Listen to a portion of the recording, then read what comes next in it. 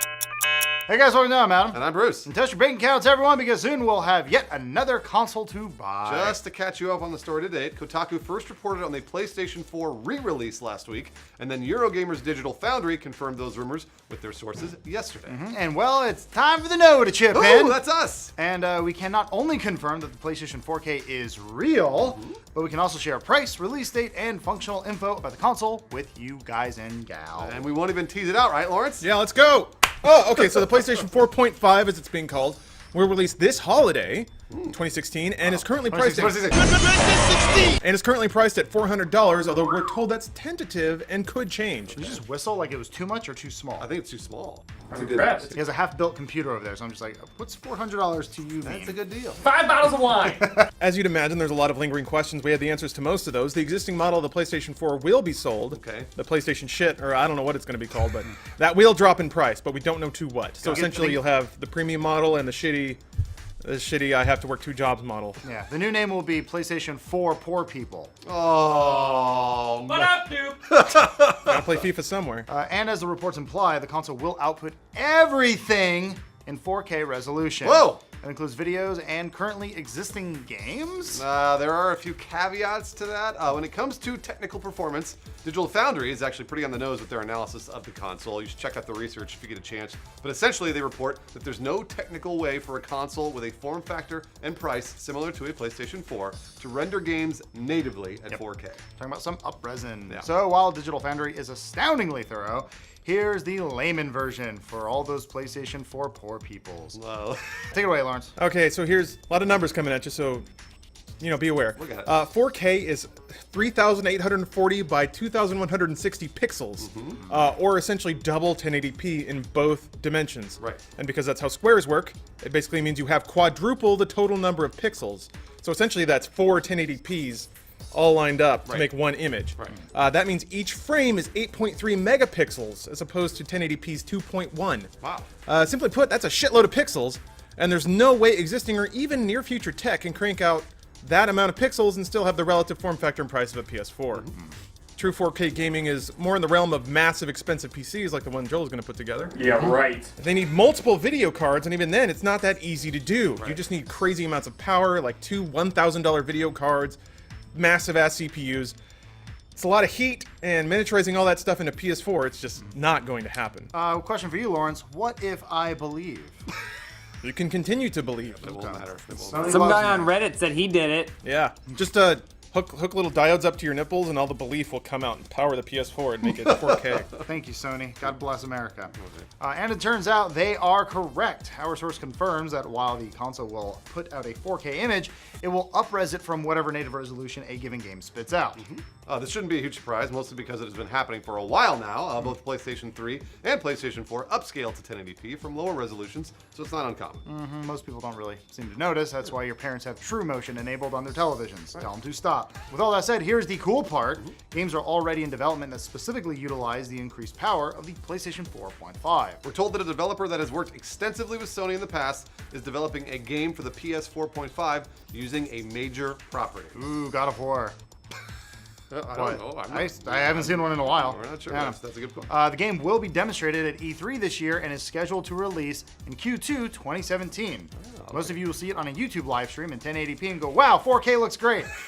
Interestingly, games that are developed to use the PS 4.5's extra horsepower will still work on original PlayStation 4s. As you'd expect, our source tells us that there will be a noticeable difference in performance, though. We can't speak to how noticeable that difference will be as we don't have specific tech specs on the new PS4. Right. Our source did reveal, though, that the new PS4 will unlock an additional CPU core for developers to use. Aside from that, we tend to agree with Digital Foundry, right, Lawrence? Yeah, they've made a lot of really interesting predictions given the current and future state of GPU tech.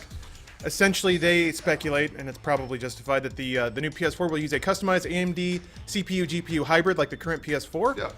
And AMD as a company is set to release their new GPU architecture called Polaris this fall, which utilizes a fancy new 14 nanometer fabrication process. Nanomachines. Yep, basically.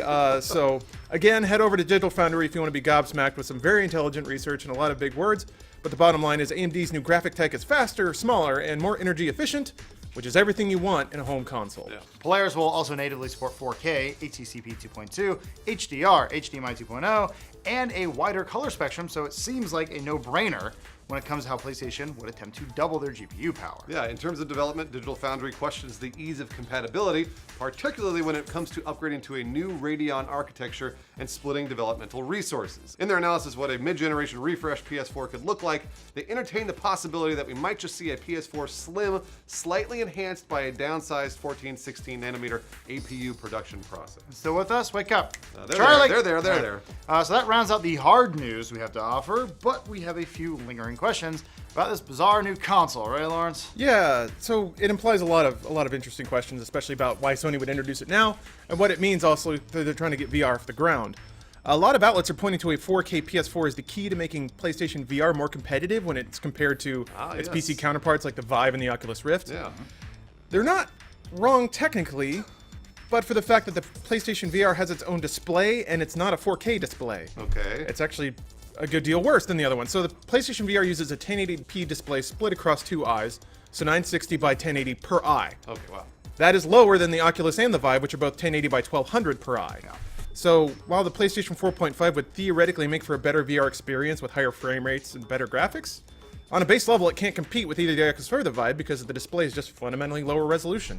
Having a better PlayStation 4 will not make PlayStation VR look sharper because the screen in your eyeballs can't change unless they release a PSVR 1.5? Well, they might do that. Or also, again, what we were talking about earlier is the PS 4.5 can push faster frame rates than PSVR and therefore make it better in terms of frame rates, not resolution, but maybe frame rates. A little bit of trickery.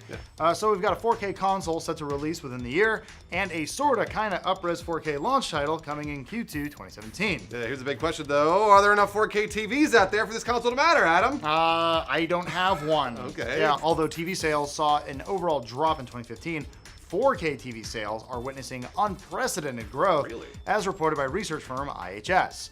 4K TV shipments in Q4 2015 increased by 173% year over year Jeez. to a global count of 32 million units. Yeah, so because of that yearly spike, IHS predicts that by 2019, 34% of US households will own a 4K set, with other big TV consuming countries like China and the UK following suit. That being said, only 14% of Japanese households are predicted to own 4K sets by 2019, influenced by the Japanese consumer inclination for smaller, intimate screens. Right, this could change though, what with Japan making a 2018 UHD broadcast push in preparation for the 2020 Tokyo Olympics. Go Tokyo! So it seems like the 4K TV market is only growing and will continue to as prices further decline due to what IHS sees as the consequences of oversupply and lack of demand. So smash your piggy banks and drain those PayPal accounts. You haven't bought a 4K TV, so you can watch Slow Mo Guys videos yet. The PlayStation that's right. 4.5 will probably tip you over the edge, maybe? Here's the real question. Are you guys excited to buy a new, better PS4? Lawrence, are you excited? Yeah, I just You like are? I like buying tech. Okay. I like buying consoles. I'm really excited. I want to buy the NX and I don't even know what it is. I just want to get it and open it and plug it in and turn it on. Oh boy, what about you? Are you gonna get the 4.5? So I've been actually looking to make the dive into 4K televisions because I have a 1080p Samsung. It's good. Sure. But it seems like 4K is kind of the new thing. They're coming down in price. They are. It's like I said, Olympics 4K might be fun to watch. I want to see the Olympics in 4K. That's a lot of money, guys. It's not. No, I mean, yeah. A lot of money. I just realized how phenomenally gross and creepy some people are going to be watching like floor gymnastics in 4K. So what? Batman vs Superman. I might see it again, but I'm not sure.